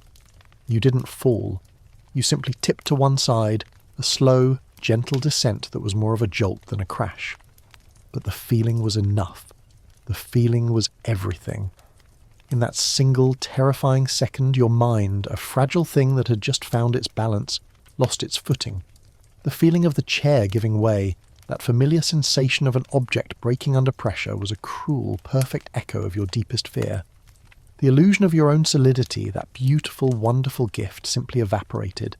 You felt the phantom pain in your leg, 1,000 little cracks splintering up your calf, 1,000,000 tiny shards of glass flying into the air. You didn't see it. You felt it. You were back. You were a man made of glass, and you had just broken. You scrambled to your feet, a frantic, panicked motion, and you just stood there, swaying slightly, your hands trembling. You looked at the broken chair, that innocent, ruined piece of furniture, and you saw it not as an object, but as a monument to your own fragility. The phantom pain in your leg was excruciating, a constant nagging reminder of your own weakness. The brief, beautiful period of reality was over. The delusion, a cruel, relentless companion, had returned. The news of your relapse spread through the court like a virus.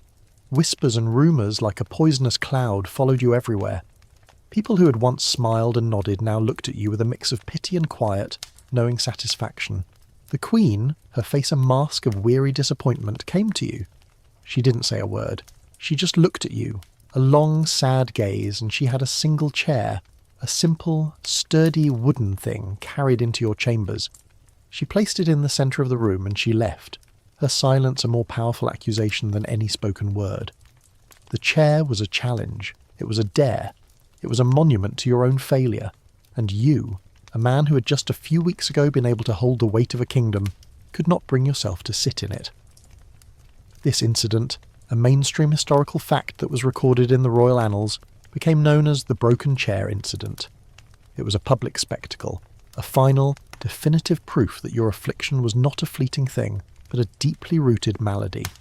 The king, a man who had seen you hold the book of laws with your own hands, was now at a loss. He had tried everything. He had used science. He had used love. He had used politics. He had even tried to ignore it. Nothing had worked. And now the kingdom was on the verge of a full-blown diplomatic crisis. The trade agreement, the very thing you had risked your life for, was in jeopardy.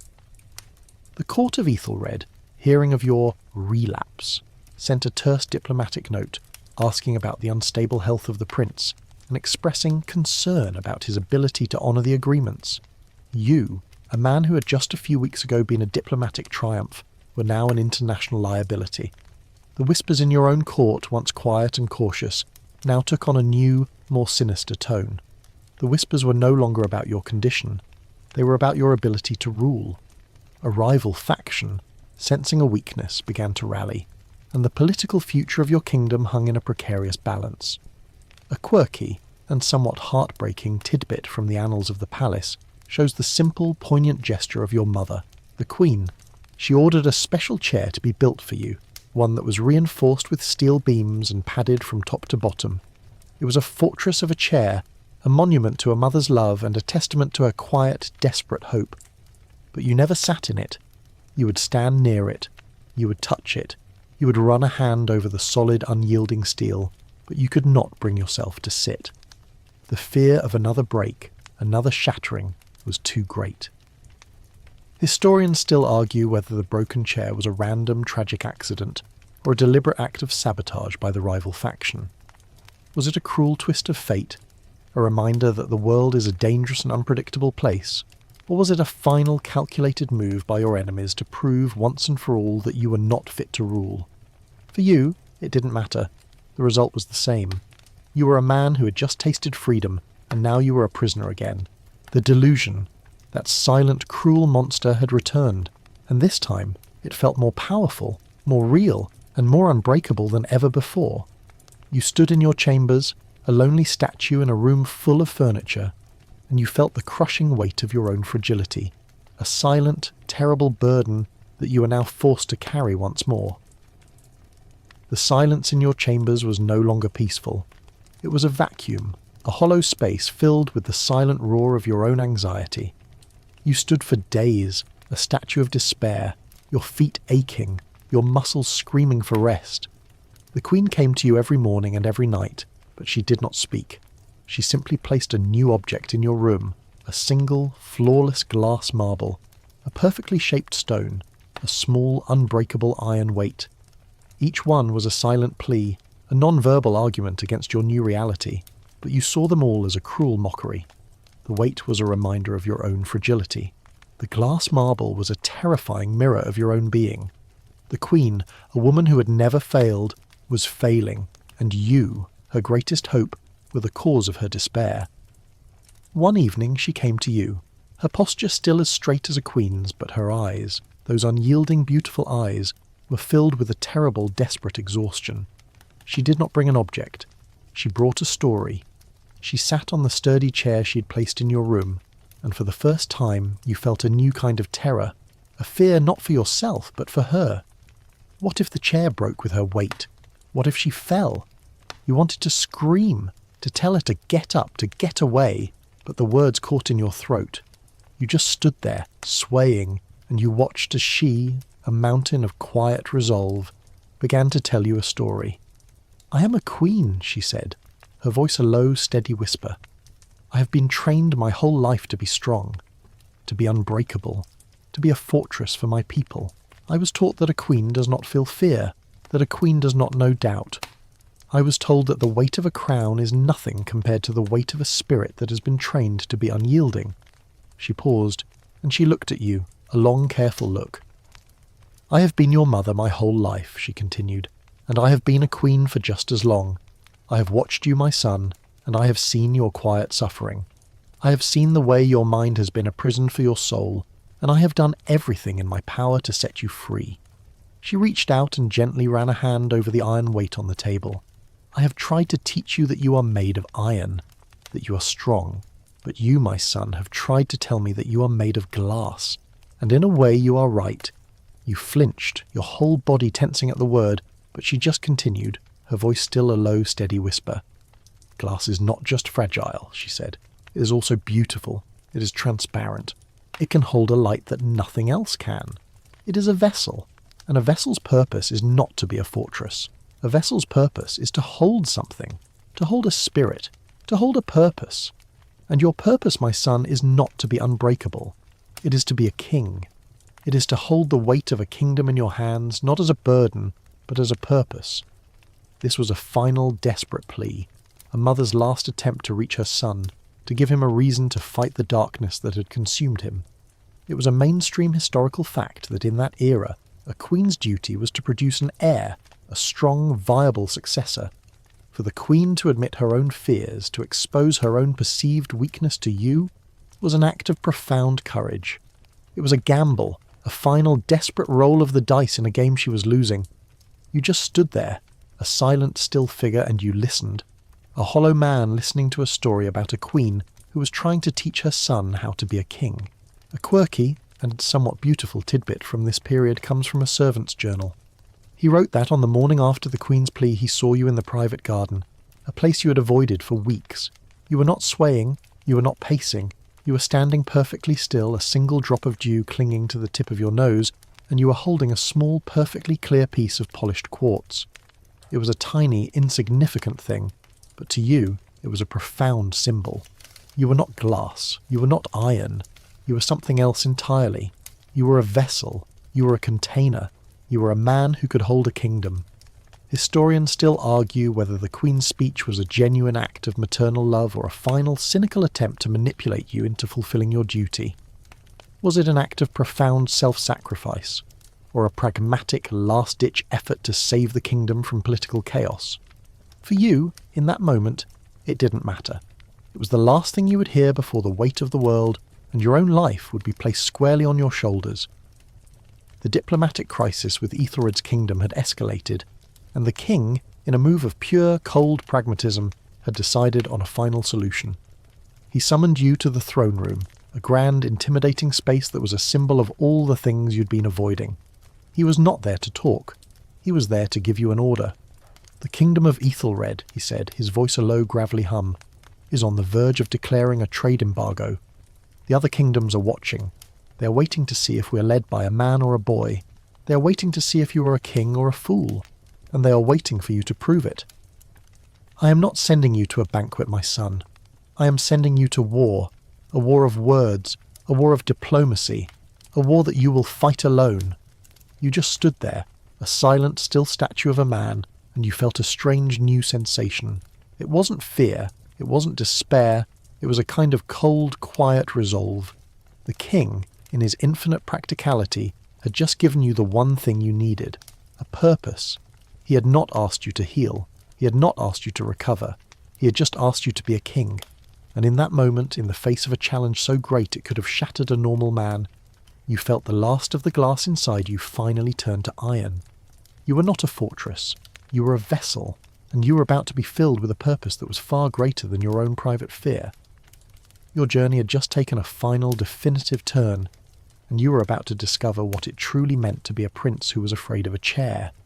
The king's voice, that low, rumbling challenge, was not a command. It was a liberation. He hadn't asked you to be well. He hadn't asked you to be cured. He had just asked you to be a king. And in the face of a duty so immense, a purpose so clear, the crippling, quiet fear of the glass inside you seemed to recede, a silent monster that had finally met something bigger than itself. You stood before your father, a man who had never once shown you his own weakness, and you felt a strange new kind of strength, one that had nothing to do with whether you could sit on a chair or not. The mission was simple on paper and terrifying in reality. You were to travel to the kingdom of your father's distant cousin, a monarch known for his brutal pragmatism and his complete lack of patience for anything that smelled of weakness. The official reason for the trip was to discuss a long-standing territorial dispute over a small, worthless piece of land, a diplomatic pretense to give you an excuse to get on the road. The true reason was a test.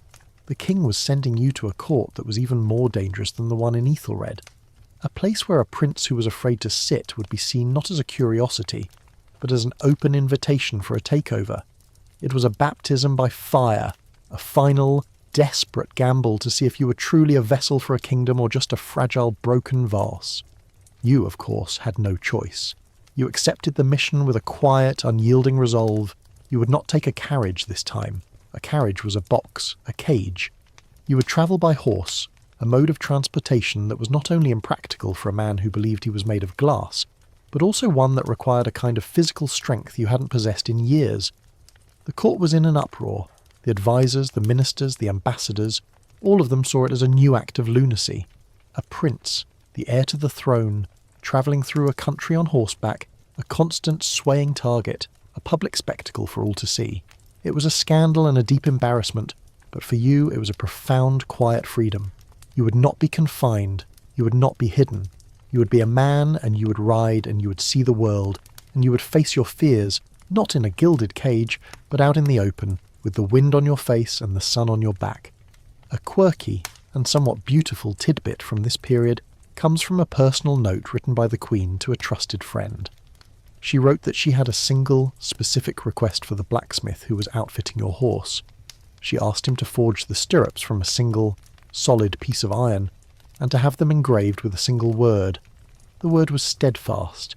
It was a silent message from a mother to a son, a quiet non-verbal hope that he would find his own strength on the long, difficult journey. It's a small detail, but it speaks volumes about the quiet, unyielding love that was the real foundation of your life. The journey itself was a trial. You were not a skilled rider. You had spent your life in padded rooms, not in the saddle. Your body, accustomed to standing in one place, screamed in protest with every jarring movement. Your knees ached. Your back felt like it was on fire. You were a symphony of small pains, a constant nagging reminder of your own physical limitations. But you did not give up. You rode for hours, for days, for weeks, your body bruised and tired, but your spirit, that strange, new, unbreakable part of you, just grew stronger. You were not fighting a delusion anymore. You were fighting for a kingdom, and that was a fight you knew you could win. The diplomatic mission, a mainstream historical fact, became an instant legend. The prince who wouldn't sit became a figure of silent mythic power. People in the towns you passed through would come out to see you, to watch you ride by, a silent, solitary figure on a horse, a testament to a kind of quiet strength they had never seen before. You were a folk tale in the making, and you were not even aware of it. You were just a man on a horse, and you were 1,000,000 miles away from the gilded cage of your past. As you neared your destination, a powerful storm broke out. The rain fell in sheets, and the wind howled, a furious primal roar that seemed to mock your quiet journey.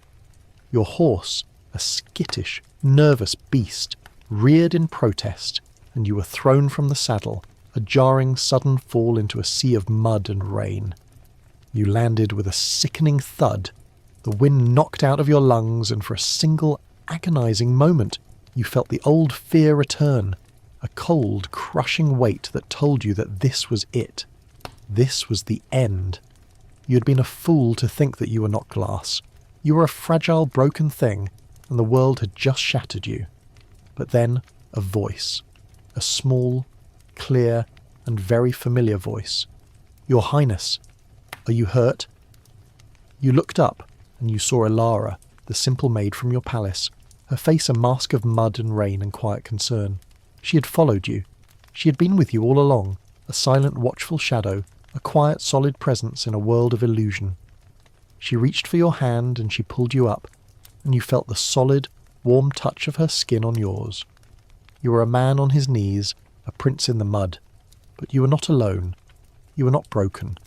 You were not glass. You were just a man who had fallen, and you had a very good friend who was willing to help you stand up again. Historians still argue whether Alara's presence was a coincidence, a desperate act of a young woman who was in love with a prince, or a pragmatic decision by the Queen to provide you with a silent, unseen guardian. Was it an act of profound love or an act of profound self-interest? For you, in that moment, it didn't matter. She was there. She was real. And in your darkest moment, in the face of a storm that could have shattered you, you had found a new kind of strength, one that had nothing to do with your own courage, but with the courage of a simple maid with a quiet, unshakable sense of loyalty.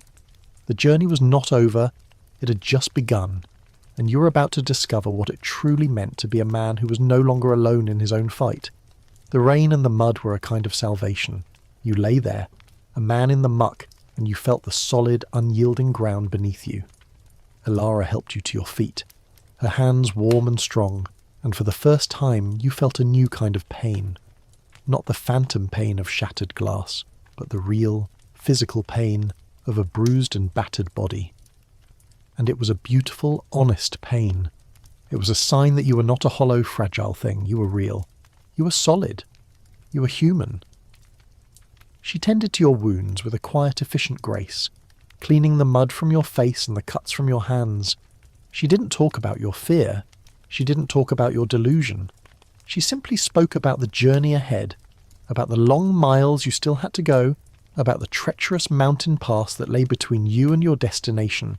She was not a healer. She was a companion. And in her presence, you felt a new kind of courage, one that had nothing to do with whether or not you were made of glass. The rest of the journey was a strange and wonderful ordeal.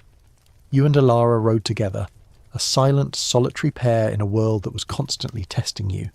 You faced down a roaring river, a swollen, angry thing that threatened to sweep you away.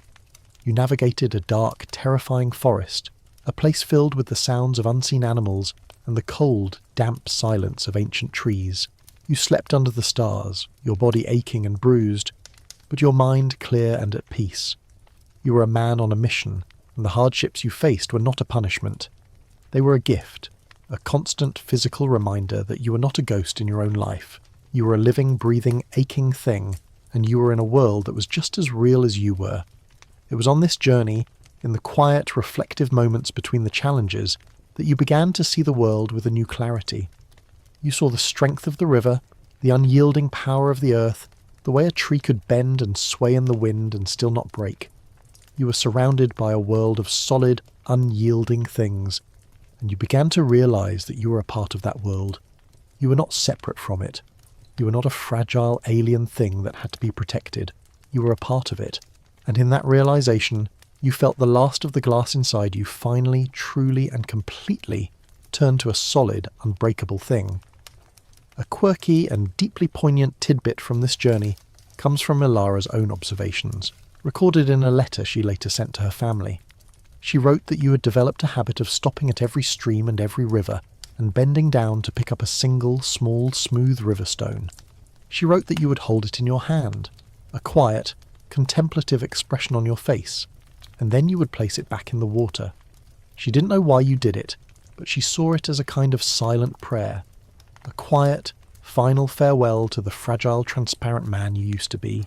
It was a beautiful, symbolic act, a testament to the fact that you were not just a man who had been cured, but a man who had been transformed. A mainstream historical fact that gives a sense of the scale of your transformation is the letter you sent to the king of your distant cousin's kingdom. It was a letter that was not written on silk or parchment, but on a piece of rough, sturdy paper that you had bought in a small, dusty town.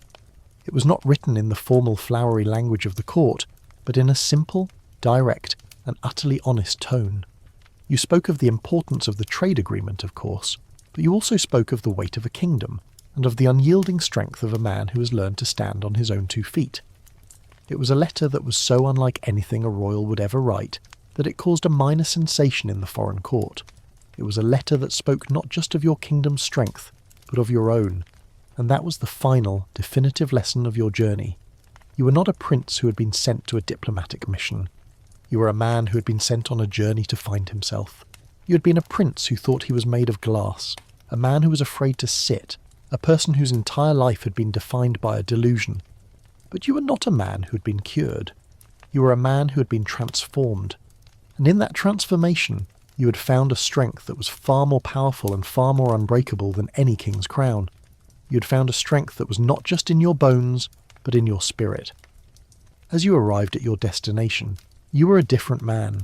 You were bruised, you were tired, you were covered in the dust and grime of the road, but you were solid. You were real. You were a king in all but name, and you had a newfound confidence that was far more intimidating than any royal guard.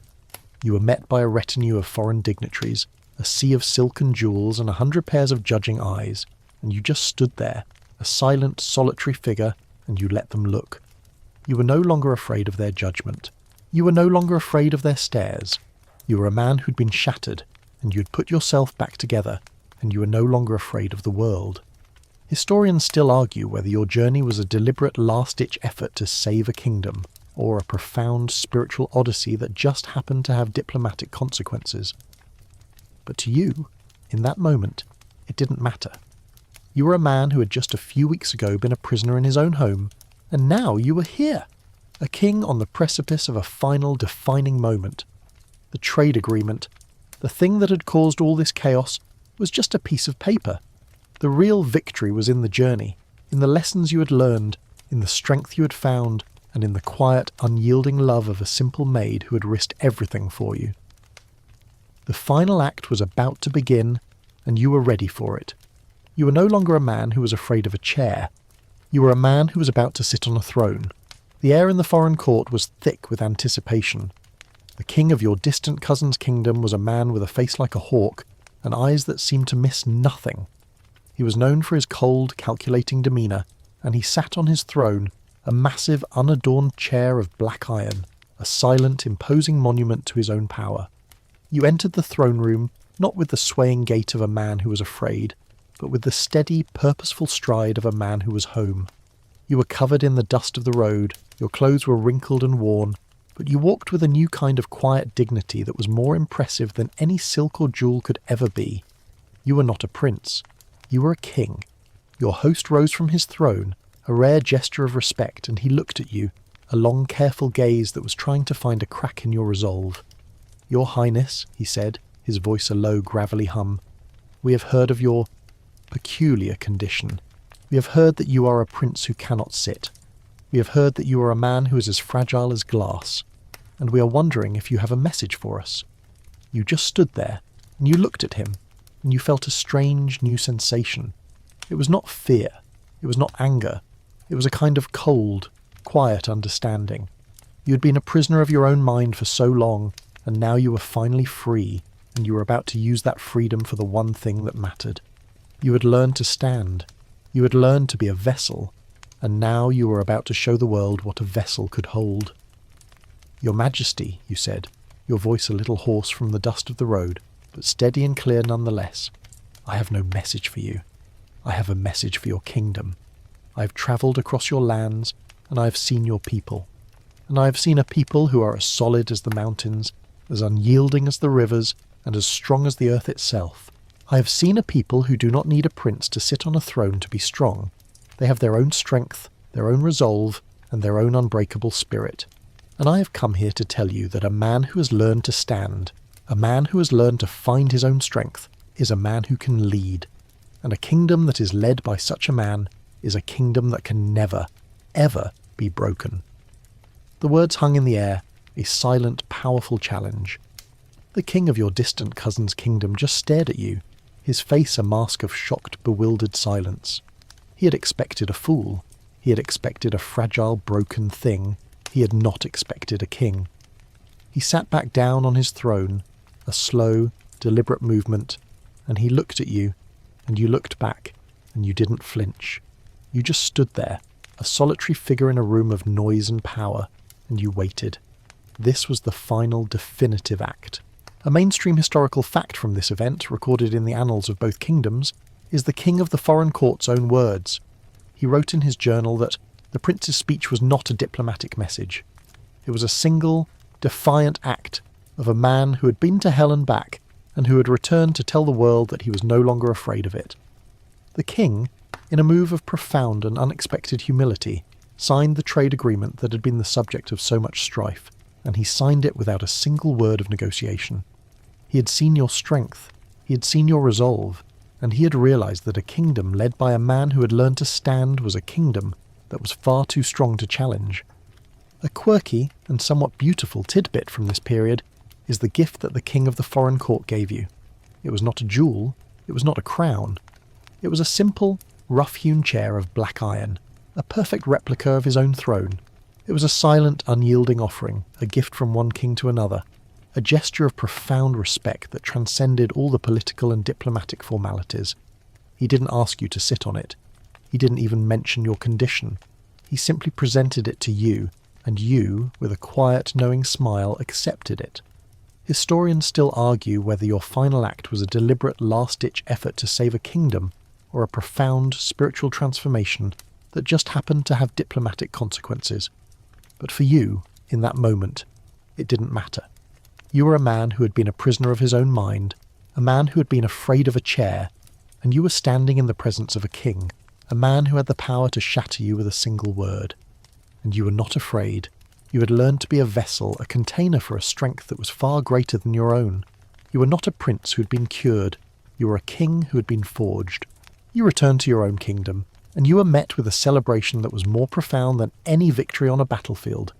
You were not a hero, you were a legend. The prince who thought he was made of glass became the prince who could never be broken, a living, breathing testament to the power of the human spirit. You lived a long and prosperous life, a king who was known not for his wealth or his power, but for his quiet, unyielding strength. And every day, in the privacy of your own chambers, you would sit in a simple, sturdy chair, and you would think of the journey, and the lessons you had learned, and the quiet, unbreakable love of a simple maid who had helped you stand. And now, as the moon climbs higher and the world outside falls silent, let the final echoes of this strange and beautiful story fade into the soft hum of the night. You've journeyed with a prince who learned that true strength is not found in being flawless, but in understanding that even a crack can let in the light. He learned that the weight of a kingdom is nothing compared to the weight of his own resolve, and that the most solid ground isn't found in a chair but in the heart of a friend. So, as you drift off to sleep, remember that even in your most fragile moments, you possess an inner fortitude that is far more unbreakable than you know.